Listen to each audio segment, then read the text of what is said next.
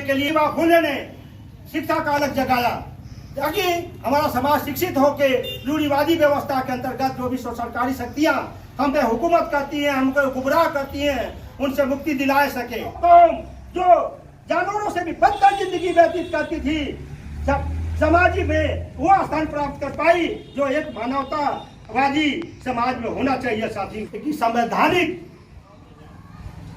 न्याय के लिए, संविधान के शिक्षा के लिए, अपने समाज के लिए हम कितना कदम चल रहे हैं?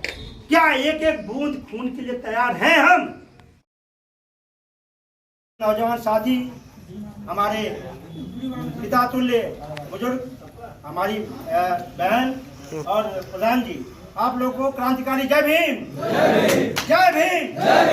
साथियों, जैसा कि आप डॉक्टर साहब ने बताया कि इस चर्चा का विषय ये है कि बहुजन समाज जो आज राजनीति में हाशिए पे आ गया है, इसका कारण क्या रहा है?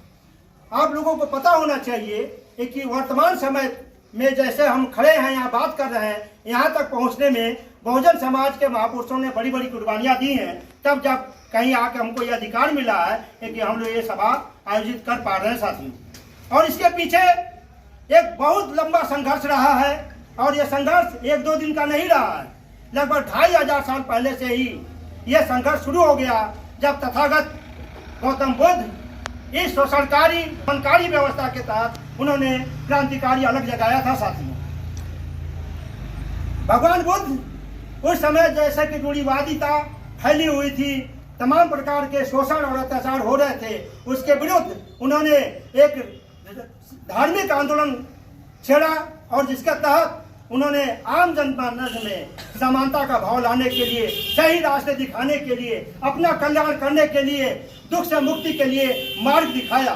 लेकिन जैसे कि समय काल परिस्थिति के अनुसार फिर से एक बार ये शोषणकारी शक्तियां उस जो अमूल्य धरोहर पे अपना विजय स्थापित कर दी छल प्रपंच के द्वारा। लेकिन जैसा कि कहा जाता है कि समय समय पर बहुजन समाज में ऐसे महापुरुष आए कि इन शोषणकारी शक्तियों को मुंहतोड़ जवाब देते रहे साथियों। लेकिन ये विडंबना ही कहा जाएगा कि हमारा बहुजन समाज कुछ समय तक तो जागरूक होता है, लेकिन फिर वो कहीं ना कहीं किन्हीं कांडों बस फिर सुप्तावस्था में चला जाता है। जैसे कि आप लोगों को पता होगा कि अपने समाज को जगाने के लिए, शिक्षा का अलग जगाने के लिए फूले ने शिक्षा का अलग जगाया ताकि हमारा समाज शिक्षित होकर रूढ़िवादी व्यवस्था के अंतर्गत जो भी सरकारी शक्तियां हम पे हुकूमत करती हैं, हमको गुमराह करती हैं, उनसे मुक्ति दिला सके। लेकिन एक बार उनके संघर्षों को अगर देखा जाए तो उन्होंने जो संघर्ष किया, पहले तो उन्होंने अपने ही संघर्ष किया।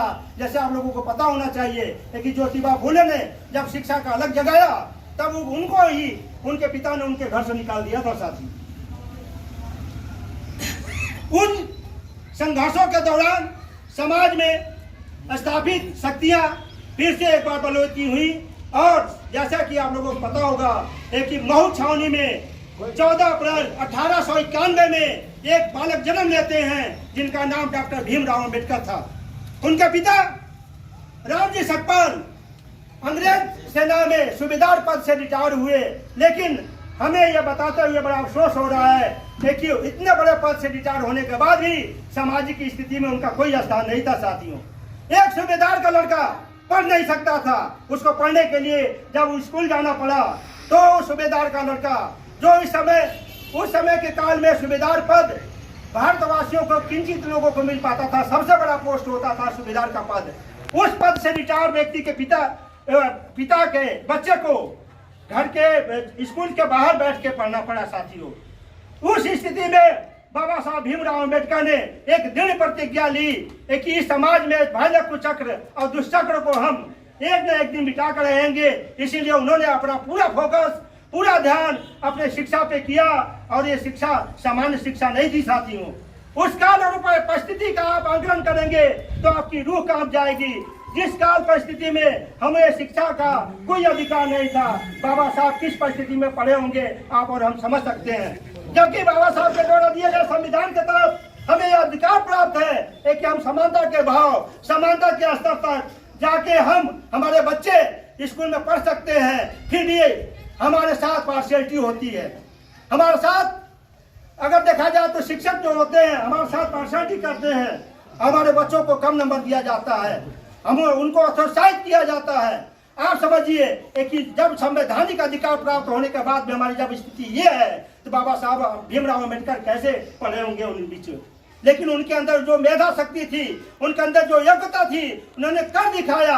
और हजारों हजारों साल की कुर्बानी, हजारों साल का जो गुलामी को उन्होंने तोड़ने का जो प्रयत्न किया, उसका अगर देखा जाए तो परिणाम निकलता है। जब भारत आजाद हुआ, जब 15 अगस्त 1947 को भारत आजाद होता है और भारत का संविधान निर्माण करने की जिम्मेदारी जब सौंपी जाती है, तो संविधान सभा में एक विद्वान पड़े हुए थे, लेकिन किसी की हिम्मत नहीं थी कि भारत का संविधान लिख पाए। क्योंकि भारत का संविधान लिखना अपने आप में एक बहुत बड़ा चैलेंज था, क्योंकि भारत विविधताओं से भरा हुआ देश था। तमाम प्रकार के जाति, धर्म, क्षेत्र, न जाने कितने लोगों में बटा हुआ भारत था। और ऐसे भारत का संविधान रचना करने के लिए सबके पास हिम्मत नहीं थी, सबके अंदर मेधा शक्ति नहीं थी। लेकिन हमें बताते हुए हर्ष होता है कि बहुजन समाज जब ही दिया है तो हमारे महापुरुषों ने ऐसा अपना काम किया है कि मानवता की रक्षा के लिए, मानवता की सेवा के लिए उन्होंने ये अलग जगाई जो काम किया, इससे हमारा मस्तक हमेशा गर्व से ऊंचा रहा है।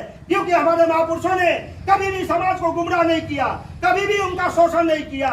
और इसी श्रृंखला में बाबा साहब भीमराव अम्बेडकर जो संविधान की रचना करते हैं, उसमें किसी भी पूर्वाग्रह को किनारे करते हुए उन्होंने सबको संभाव, सबके अधिकार और सबकी सुरक्षा का उसमें हवाला देते हुए नियम कानून बनाए। और जिसकी परिधि है कि वो कौम जो जानवरों से भी बदतर जिंदगी व्यतीत करती थी, समाज में वो स्थान प्राप्त कर पाई जो एक मानवतावादी समाज में होना चाहिए साथी। लेकिन हमें यह कहते हुए बड़ा अफसोस हो रहा है कि बहुजन समाज में जो चीजें होनी चाहिए अभी हो नहीं पा रही है। इसी प्रसंग में मैं आप लोगों को एक कहानी सुनाना चाहता हूँ। एक जंगल था, उस जंगल में बहुत बड़ा अकाल पड़ा, सारे तालाब सूख गए, पानी खत्म हो गया, त्राही मच गई। हमारे उस जंगल के जितने भी जानवर थे उन्होंने ऐसा ही मीटिंग बुलाई, सभा बुलाई, कहीं का क्या किया जाए। जंगल का सारा पानी सूख गया है, अब ज्यादा दिन हम यहाँ रह नहीं पाएंगे, अगर रहे तो मर जाएंगे। तो उसी में तमाम प्रकार के लोगों ने सलाह देना शुरू किया। कुछ लोगों ने कहा कि ऐसा करते हैं कि ये जंगल ही छोड़ के चलते हैं, जहाँ पानी रहेगा वहीं चल। तो उसमें एक तोता था, उसने कहा कि यहीं पे पास में एक पवित्र स्थल है, वहां चलते हैं, थोड़ा अपने आराध्य देव को याद करेंगे, हो सकता है कि वहां से कोई सोल्यूशन निकल जाए, कोई हम लोग को प्रॉब्लम सॉल्व करने का तरीका मिल जाए। तो सारे जानवर उसकी बात मान के वहां पे गए पवित्र स्थल पे, और उन्होंने वहां प्रार्थना की कि इस विषम परिस्थिति में हम लोग क्या किया जाए, पानी का अभाव है, ज्यादा दिन तक हम लोग जी नहीं पाएंगे। तभी एक आवाज आई कि बगल में जो गुलाब का सफेद फूल है, अगर आप लोग उसे खून से लाल कर देंगे तो बारिश संभव है।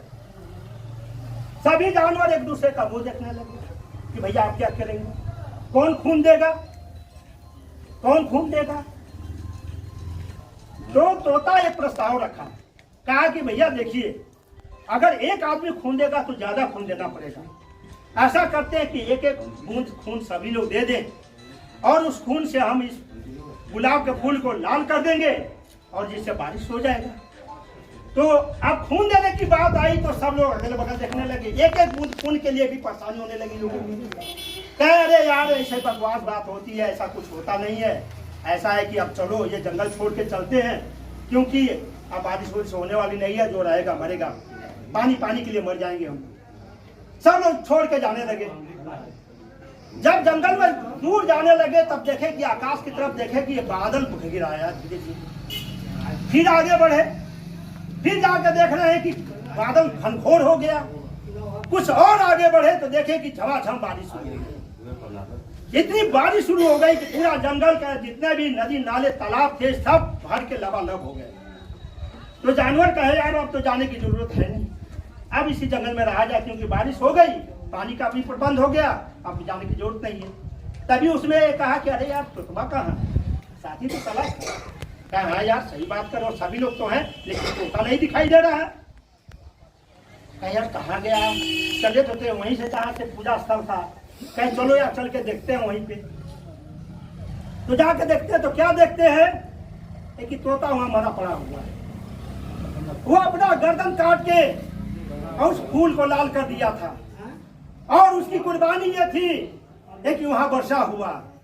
ठीक वही पर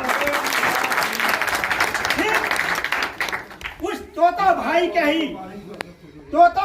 ही पैटर्न पे हमारे महापुरुष समय समय पे आए और उन्होंने अपने पूरे जीवन की कुर्बानी दी, तब जाकर हमारे समाज में कहीं समानता का भाव स्थापित हुआ, हमें अधिकार मिले। लेकिन हमारा समाज कभी भी समाज के लिए एक बूंद खून देने के लिए तैयार नहीं होगा। एक एक पैसा दे दे, एक एक रुपया दे दे तो हमारा समाज खड़ा हो जाए, लेकिन हम वो मानसिकता नहीं प्राप्त कर पाए। और इसके पीछे मात्र एक कारण है कि शोषणकारी शक्तियों ने हमारे समाज को 6,743 जातियों में बांट के हमें कमजोर कर दिया है, हमें टुकड़े टुकड़े कर दिया है, हमारी सामाजिक सोच को कुंद कर दिया है। और यही कारण है कि इतनी संख्या में रहते हुए भी हम एकता स्थापित नहीं कर पाते हैं, अपने लिए आवाज नहीं उठा पाते हैं, अपने अधिकार को प्राप्त नहीं कर पाते हैं साथियों।